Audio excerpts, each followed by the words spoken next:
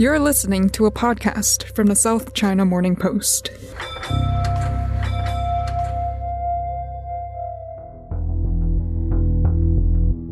There's two conversations happening about the future of the internet right now. And when I say those words, future of the internet, I mean the future of the web, that thing people used to call the World Wide Web. The thing people have been using since about 1995 to view text and images, play games, hear music, and watch videos from around the world on websites. There once was a time when you had to sit in front of a computer to access the web. But now it's something you check while you're on a bus or a train, or when you're sitting at a restaurant or lying in bed. The mobile web didn't just change the world so that Instagram, WhatsApp, and Tinder could come into existence. For people living in countries across Africa, Asia, and Latin America, it means they could skip the whole need for a computer and just access the web via their phones. For people in China, the year 2011 was when WeChat started, and every online transaction and interaction could be done inside one app in their phone. But now there's a discussion about the next change that's coming. One that's promising the same kind of revolution that happened when the internet became the World Wide Web.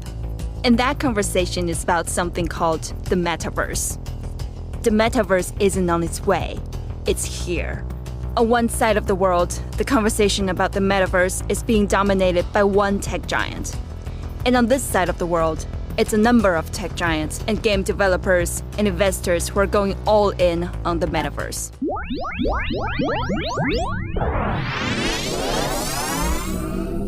Welcome to the Metaverse edition of Inside China. My name is Xin-Mei Shen. I'm a reporter on the tech desk here at the South China Morning Post in Hong Kong.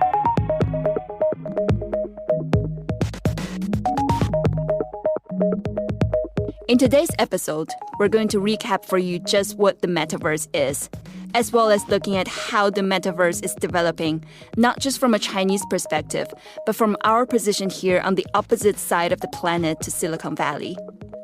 Because if you're in the United States, the UK, Europe, or Australia right now, the entire conversation about who's building the metaverse is all about the comments of one man and one company. Anticipating Mark Zuckerberg talking about the metaverse. I think he's more excited about the metaverse than anything. Meantime, Mark loves the metaverse. Our next guest sat down with Zuckerberg in a rare one-on-one. Facebook is planning to rebrand itself with a new name to focus on the metaverse. The Western news narrative is all about Facebook's announcements about the metaverse.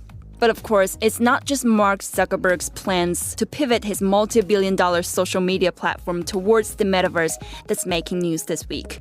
Facebook is also facing serious allegations and revelations about its corporate conduct, its involvement in allowing conspiracy theories and hate speech, its knowledge of the mental health impacts of Instagram on teenage girls.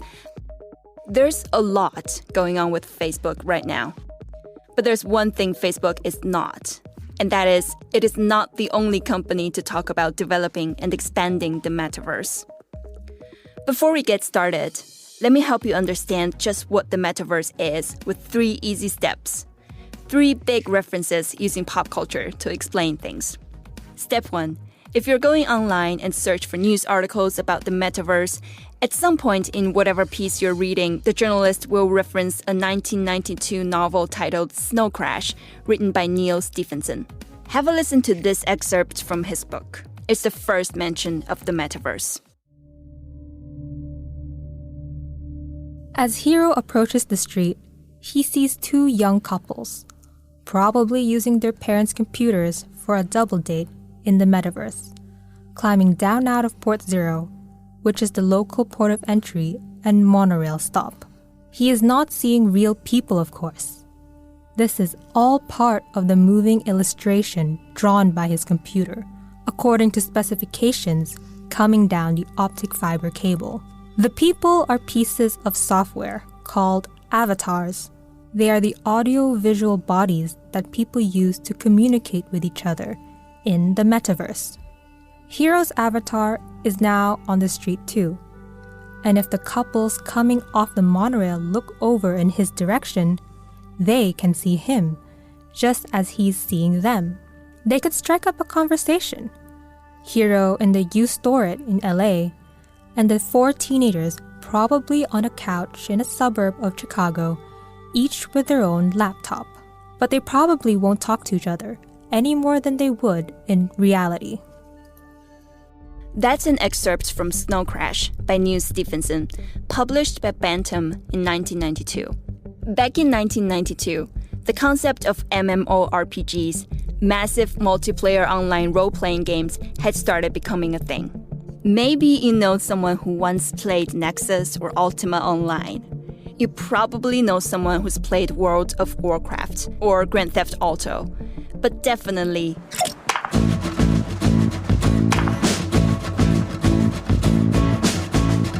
you definitely know someone who played Fortnite. If you know Fortnite, then maybe you know of the live events that happened there. And I'm not talking about massive explosions and battles against giant enemies.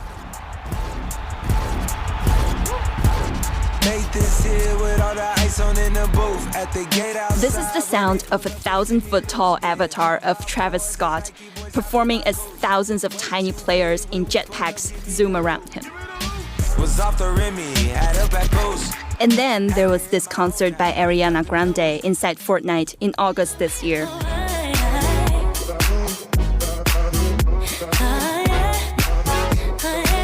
In which thousands of fans float around in bubbles as a giant Ariana Grande with wings zooms through a pastel-colored city in the sky inside the world of Fortnite.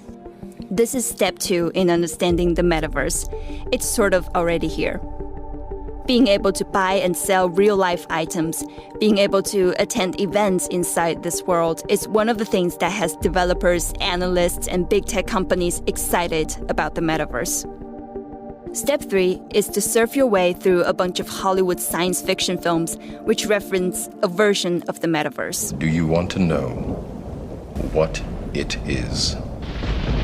You can go straight to the post-apocalyptic dystopia where our robot overlords pump a virtual world straight into our brains while they harvest the energy from our bodies, and watch Keanu Reeves in The Matrix. The Matrix is everywhere. It is all around us. Even now, in this very room. But most news stories you'll see or read about the metaverse like to talk about the movie based on the book Ready Player One. Nice racing, Padawan. You're the first to finish. If you haven't seen the movie yet, it mostly takes place in a massive virtual world, starring all your favorite characters and toys from all the movies and games you've ever played. A virtual world where King Kong, the DeLorean from Back to the Future, Marvel and DC superheroes, and Super Mario Kart all exist at the same time. It's a good reference for what people are talking about with the metaverse, but it's just one game. The metaverse is more than playing one game in a virtual reality headset. There's also the new film starring Ryan Reynolds called Free Guy. It takes you inside a game where players wear augmented reality glasses as part of their gaming experience. Put these on. Okay, fine. Oh my God! What are these, trick glasses or something? Guy, there is no easy way to say this. This world, it's a video game.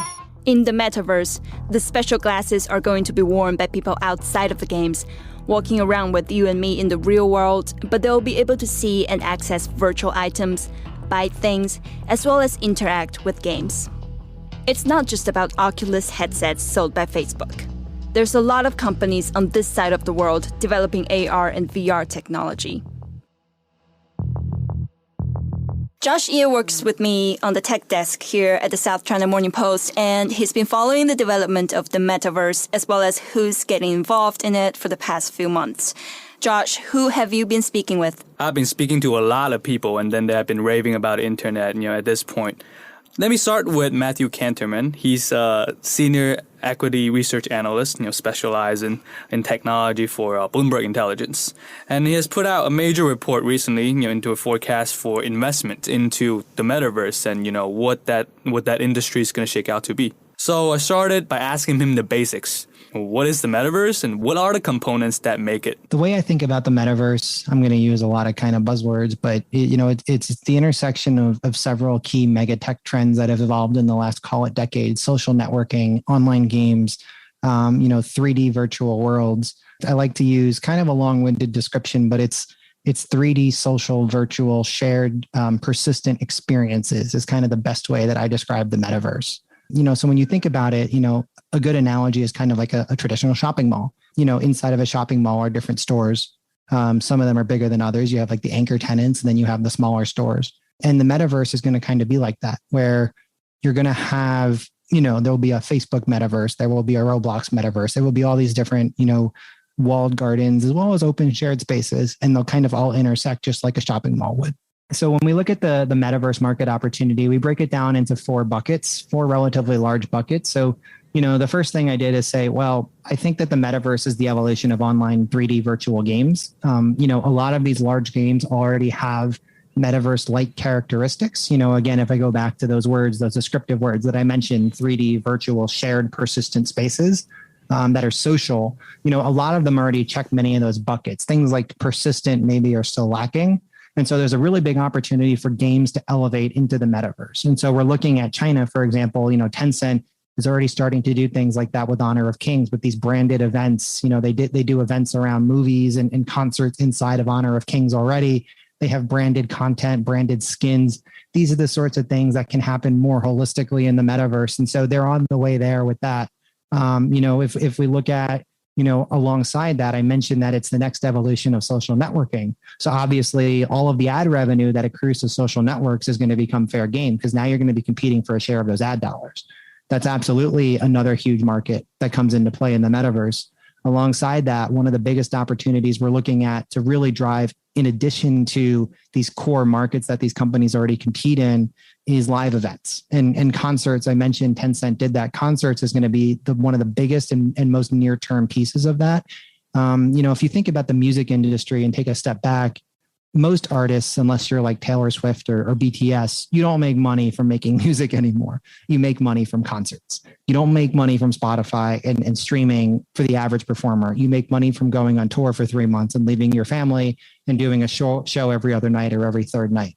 That hurts your body. That hurts your family. That's just not really a great way to live. You make money, but it's really tough. So, what if you could do a show inside of Roblox or inside of Fortnite or inside of Honor of Kings and reach 1 million, 5 million, 10 million people at once, charge $5 to $10 US a person, 100 HKD, whatever it may be. That's a huge opportunity. And you can do that from your couch, or you can do that from a studio in your town or in your house. You don't have to go on tour and leave your family. Music is going to be a massive opportunity in the metaverse. I think you're already starting to see that. Fortnite's done a few things as well as Roblox, but that's only scratching the surface. Those are pre-recorded, more like in-game events than they are concerts. I think we're going to actually eventually in the next couple of years see a live concert where 1 million or more people will go in and watch, and potentially even pay to watch a live concert inside of a metaverse platform. And so I think that's one of the biggest opportunities. Alongside that, I think you've also got sports as a big opportunity. Unity's, particularly the game engine company, has been making a big push into live sports. They hired the former CEO of Liverpool FC, who used to also be a gaming exec at EA and Sega, Peter Moore, to run their sports business. And so, I think what they're trying to do is build a white label 3D platform for sports leagues, sports teams, to be able to connect with their fans inside of the metaverse, inside of virtual platforms. And so that's a big opportunity as well. And then I also think there's opportunities around, films as well, the box office, being able to do those things more immersively. We saw a lot of good reaction by consumers around, the direct to home premium release of movies during the pandemic, but it's still not the same as going to the movie theater, right? And so is there a way that we can make that experience at home more like the movie theater without having to, deck out your house with fancy equipment?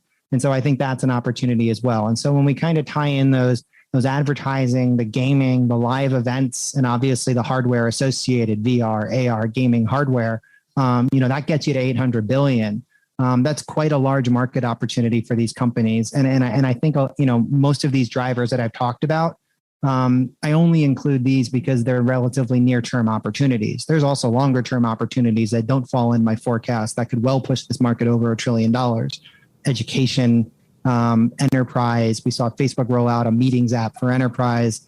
There's opportunities well beyond that market that I've laid out, as well as some of the back-end tools, some of the infrastructure and software that goes behind the scenes. These things create a lot of value well in excess of that 800 billion. Of course, I also had to ask, when did the metaverse start? And when do we see it? I mean, I think we're already there with Roblox. Like go log into Roblox and check it out. It's already there. I think Facebook and Epic are gearing up for bigger pushes. I think Epic tried with their Fortnite creative mode and it didn't really take off. And, for me, one of the key enabling technologies, and for China, it might be different, but in the West, for sure, user-generated content seems to be a key enabling technology of the metaverse, to be able to create, experiences that you can really feel ownership of and really, have self-identification with. And, and that ties into crypto to some degree, but, I think a lot of this is being driven by, in real life, we like to express ourselves with clothes, phones, whatever we buy. And I think in the virtual world, it's going to be the same thing. There's going to be a real big demand for digital self-expression. And so we're already seeing that in Roblox. I think Fortnite, they need to figure out what they're doing with creative mode, or they need to go out and buy someone like Manticore to really make that work. But, having that UGC layer will be really key. Facebook did this. They went out and bought Unit 2 Games, which is a platform called Creta, which is tying into their Horizon platform that they're building. So, you look at kind of how UGC is playing a big role. And so I think the pieces are being put in place, and, we'll see what Facebook says in a couple of weeks from here, potentially, some rumors coming up around what they're going to do with their company and including their strategy for the metaverse. But, I think the pieces are in place at a lot of these organizations that we expect to be leaders. It's just, kind of refining their strategy and bringing it fully to market. We're just waiting for that to happen. Josh, why is the hype happening right now? These things that he's talking about, the convergence of technologies like virtual reality, augmented reality, 3D gaming engines, they've all been around for a while now. Was there any critical mass moments that pushed the metaverse into reality? Yeah, it's a bunch of things that have been converging for a while. I mean, the first commercial VRSS came out in the late 90s. 3D gaming has been with us, for years and if not decades for now. But this is how Matthew sees it. It's hard to pinpoint an exact time, but you're absolutely right. I mean, it is the convergence of lots of technologies like game engines and online game acceptance, and the depth and interactivity and social features that have been built into games in the last several years. It's how important social networking has become in our lives. And, all of the back end technology like the cloud and potentially 5G distribution will help accelerate as well. But I think we also can't forget the social factor, which is the pandemic helped accelerate it as well, right? When people were stuck at home and couldn't socialize in person, they turned to virtual ways of socialization. House party became popular for a little bit, and people did, hang out with their friends in Fortnite and Roblox and whatever. And I think people became accustomed to, socializing while physically separate. And I think that also helped accelerate as well, because that created a whole lot of, not only just demand, but also just awareness that this is actually a thing and you can actually do this. And because of that, I think that's why you're seeing it all come to fruition now as we come out of the pandemic in certain parts of the world. And, unfortunately, certain parts of the world are still dealing with it. But, for the most part, the world economy is trying to open up as best as it can. But a lot of these behaviors are still sticking around, whether it's the enterprise with work from home. Cisco put out a survey saying, many enterprises are looking at having some, hybrid flexibility in the future.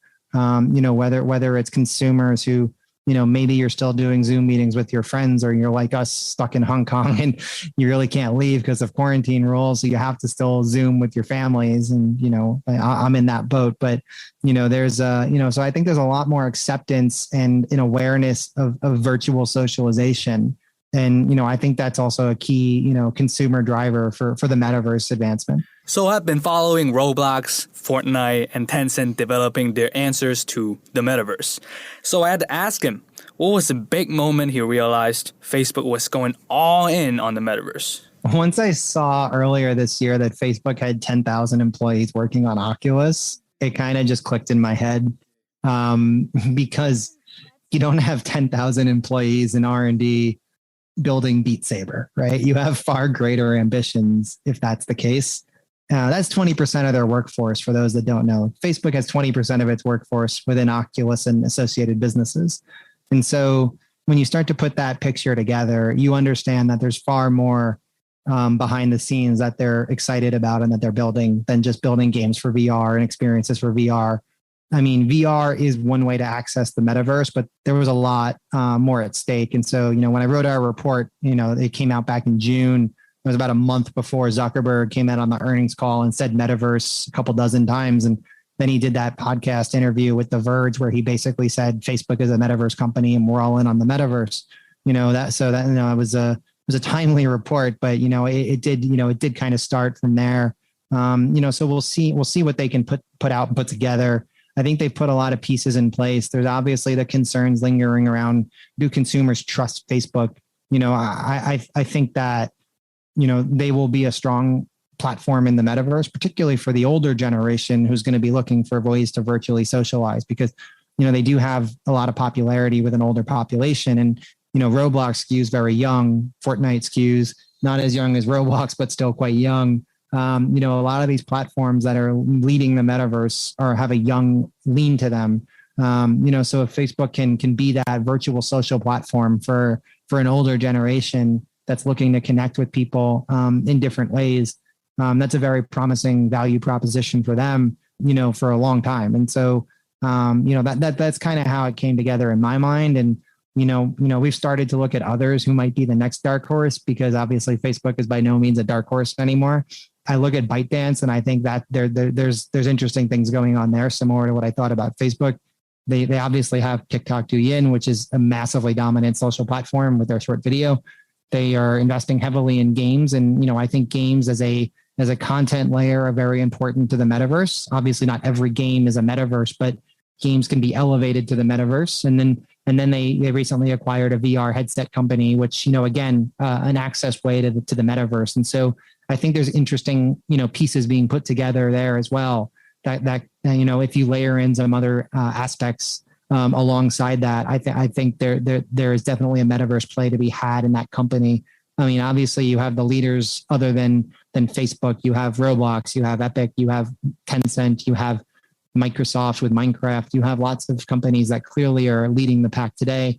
You have some of these challengers, and then you have all these distributed Web3 platforms that are built on blockchain and built on distributed technologies, which, are still kind of figuring it out and doing a lot of development, but are quite interesting as well. That's an interesting list of stepping stones there into the metaverse. Roblox and Minecraft for the younger people, then Fortnite, then Facebook for the mom and dads. But Josh, what about China's big tech companies? That's an exciting question because there's been so much happening with regulation restriction on gaming in mainland China right now. But there's also so much money, tech innovation, especially in AR and VR. This is what he had to say. I think for China, given the restrictions there are already before this year on content and given the restrictions that have been put in place, I think particularly if you think about the metaverse as an evolution of gaming, obviously that's going to limit the user universe of metaverse users in the near term, right? That under 18 age bracket probably won't be able to access it nearly as much as older players. It's to be seen how these things are constructed and how the metaverse actually takes shape, whether it's a game legally or not. But clearly there's an impetus from the government to reduce screen time for minors. And so it's safe to assume that it's obviously going to take hold with more of an older audience. And just to put it in perspective, Roblox, which is a leading global metaverse platform outside of China, half of their daily active users are under the age of 13, and about 80% by our estimates are under 18. So, clearly, that is a demographic that skews heavily and has high demand for these sorts of applications. So I think just right from the get-go, it's clear that, the types of experiences have to be different to appeal to a more mature audience because of the restrictions in the country. I also think, just historically, there's always been restrictions on user-generated content to various degrees, types of content that can be made. And so because of, it's a much tighter regulatory regime around user-generated content, I do think that that UGC aspect that I think is going to be a huge part of the the ex-China metaverse, if you will obviously take a more of a back seat in the Chinaverse, as I like to call it. It'll be important, but obviously it'll be more tightly controlled and tightly regulated, along with the restrictions in the country. So other than that, it really makes you think, all right, well, who are the large social platforms, gaming platforms that can elevate their experiences? And you really zero in on Tencent and ByteDance, right? I mean, as the real leaders that can potentially do this. The others might have plays in the metaverse, but we don't really know what those are yet. So we have to see. But anyone that has a large user base on a tech platform is already starting from a position of strength. It's how you put the assets in place and how you right size your strategy to really take advantage of some of these opportunities. And I think Tencent's already really driving the charge there in China. You've seen them already do concerts and other sorts of live events to really capitalize on the metaverse. They've already outlined that, they have a metaverse strategy. They came out early and said that they are an investor in Roblox. They're an investor in Epic Games, right? So, this is something that I think is going to be a big push from them to continue their dominance of the if we broadly call it online entertainment to encompass the metaverse, they're obviously the dominant platform in the online game sector. This is going to be a big push for them to maintain that dominance, not just in China, but globally. With these platforms, whether that they own or that they're invested in, and really elevate these experiences into the metaverse. So that's Matthew Canterman from Bloomberg Intelligence. He's looking at the money and the investment moving into the metaverse. But Josh, can you take us to someone who is actually making the metaverse? Yeah, sure. I've also been speaking with this guy. Oh, I'm Alex Xu. I'm one of the very first game developer in China mainland. Started from 1994 when I was at college. This is Alex Xu. He's one of the old school game developers from mainland China. He started out in the mid-90s and been working in game development, and then later became the CEO of Leyou, a big listed gaming company in Hong Kong. And now he started a new company called Metaverse. This is what he told me about his vision of the metaverse. A lot of people was talking about metaverse because they see Ready Player One, right?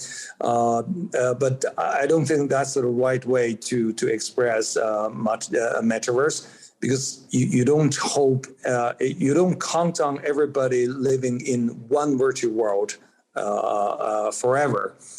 Everybody. 100% of everybody. So all your offline social connections all ported or mirrored into the virtual world. I don't think that's, at least from the game industry people, I don't think in that way.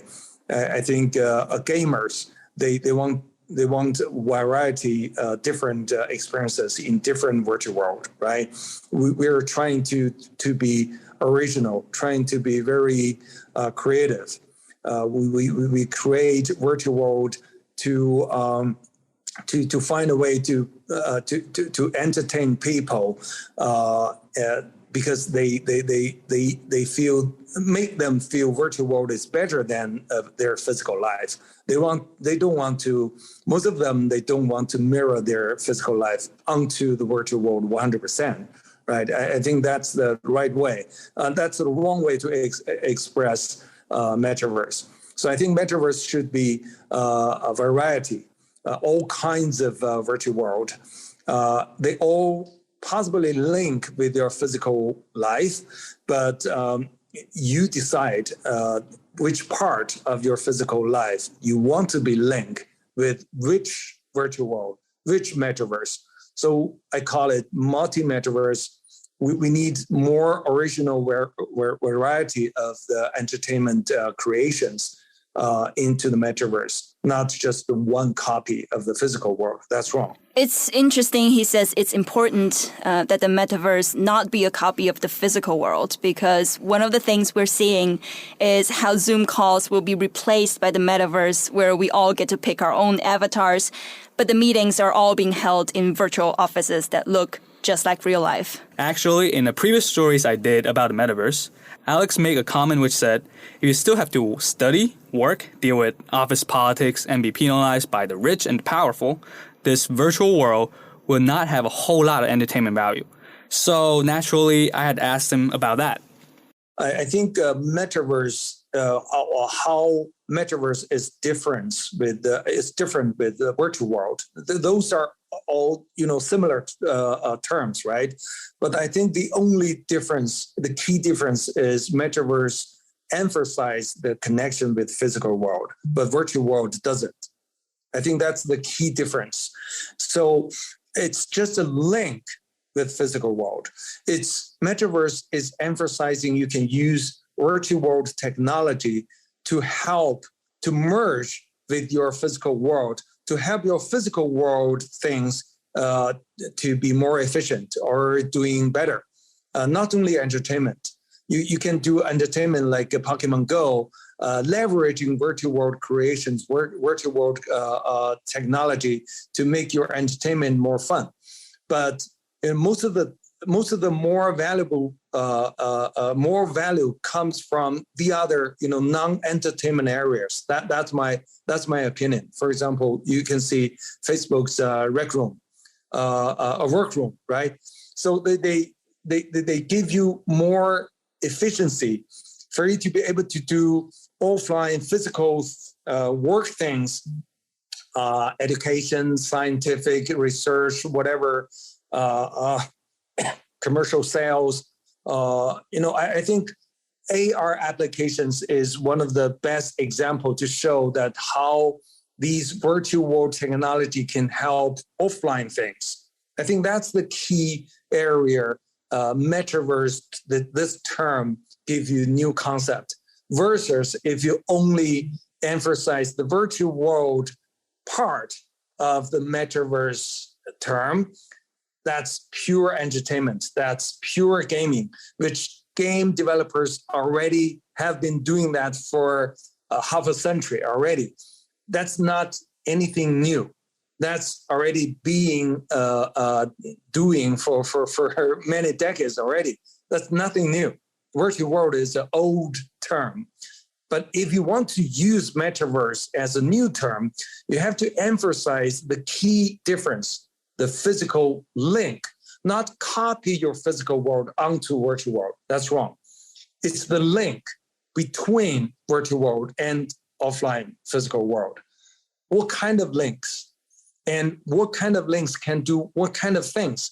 You should focus thinking about that part, not thinking about what kind of new entertainment they can do for you. Think about things non-entertainment. I can't think of anything less entertaining than having to choose an outfit for my avatar to attend a virtual meeting for work. So does he have a vision for the other things people will be doing in the metaverse? Yes, he does. And it's interesting because he's seen how far gaming engines and game design have come in over the past 25 years. So this is what he had to say about that. In the entertainment area, all our game developers are already doing everything you can dream of and you can think of. Just, get rid of the headache of the gaming sector, but not because of metaverse. It's just game industry, their own problem. So think about more things like if you're in a car shop, you have an AR glass, and you can decorate your car and customize your car before you buy it to home. Right on site at the spot, you can change the outfit of your car. Right, that's metaverse is bringing you, or you can have a live show. Just using a VR set at home and don't have to go to the auditorium, right? That's something you can imagine using metaverse technology.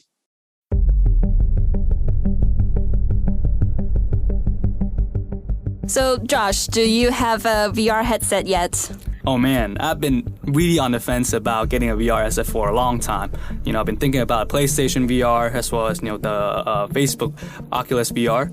But then I've tried many of them, it just, they couldn't quite sell me on it. But I think we are almost reaching that point. Maybe in a year or two, I will maybe eventually get one. What about AR glasses? That's the thing that I'm really looking forward to. But I think at this point, most of the applications really sort of happen in our phones. So I think my iPhone actually does most of the tricks. So yeah, I use most of the AR applications for my phone. I have a big question that I want to ask you. Do you play Pokemon Go? Yeah, I play was since when it first came out. I did one of my first stories with SCMP actually on Pokemon Go back in 2016. So it was quite a milestone moment there. 2016, we see so many people on the streets playing Pokemon Go. When do you see people starting to use the metaverse on the street? Yeah, I think Pokemon Go is one application of how metaverse can somehow come to being. You do see now a lot of companies are using AR stickers, AR simulated realities to really sort of market their entertainment or products and such. I think we are reaching that point. We will see more AR applications coming in droves in the coming months. So how soon could it be? I can't really say at this point, but I have a feeling that we're going somewhere. That's all we have this week for the Metaverse edition of Inside China. You can find more stories on China's big tech investment in the Metaverse at scmp.com or follow Josh Ye on Twitter. Where can they find you? Follow my Twitter handle, The Real Josh Ye. That's where I do a lot of postings about my stories and such. My name is Xin Mei Shen. Thanks for listening. Bye for now.